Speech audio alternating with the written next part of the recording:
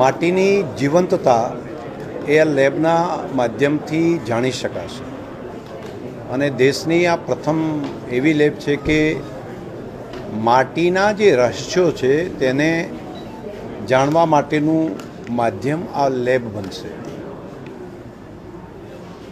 ખાસ કરીને માટીના માઇક્રો કણોને પણ પુનઃજીવિત કરવાનું કામ એ કરી શકાય અને માટી સાથે જ તમામ જીવસૃષ્ટિ જોડાયેલી છે। જેટલી માટી સમૃદ્ધ હશે, જેટલી માટીની જીવંતતા વધારે હશે, તેટલી જ સજીવ સૃષ્ટિ અને માનવતા એ પણ વધારે સક્ષમ બની શકશે। ઈશા ફાઉન્ડેશન અને સદગુરુએ સેવ સોઇલ અભિયાન અંતર્ગત દુનિયાને જે મેસેજ આપ્યો છે અને અહીંયા આગળ બનાસની ધરતી ઉપર ઈશા ફાઉન્ડેશનની પૂરી ટીમ અને બનાસ ડેરીની ટીમ એ બંને સાથે મળીને આ કામને કરી રહ્યા છીએ।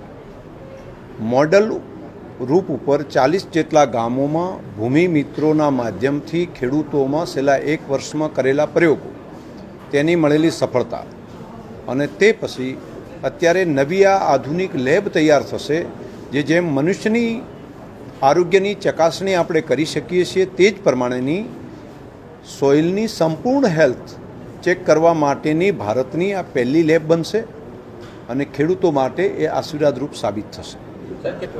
બંને કામ થશે। અહીંયા લગભગ જો ગીર્દી બહુ ન હોય, લાઈન બહુ લાંબી ન હોય અને ઇન ટાઈમમાં કરીએ તો અમે 48 કલાકની અંદર એનું સેમ્પલ તૈયાર કરીને આપી શકાય છે।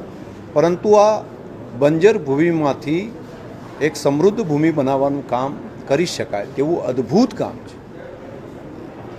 સાથે સાથે બહારથી એને દવા લાવીને નાખો તેના બદલે જૈવિક પદાર્થો ખેતરની અંદર જ, ગામની અંદર જ, ધરતીની અંદર જ જે મળે છે તેના માધ્યમથી કઈ રીતે કરી શકાય તેની સૌથી મોટી પ્રાયોરિટી રહેશે।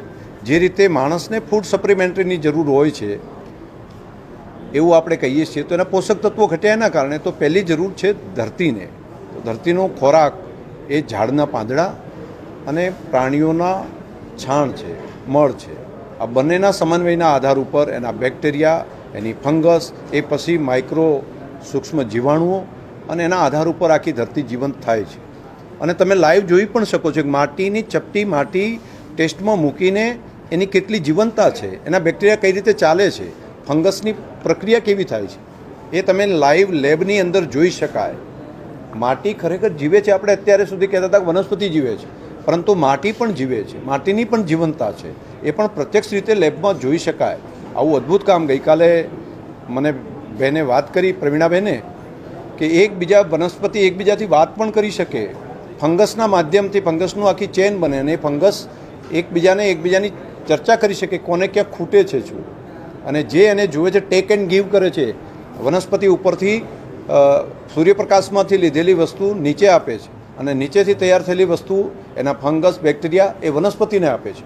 આવું એક જીવંત વિજ્ઞાન, એની ચકાસણી થઈ શકે, એની માહિતી લોકો સુધી પહોંચી શકે, આ એક અદ્ભુત છે।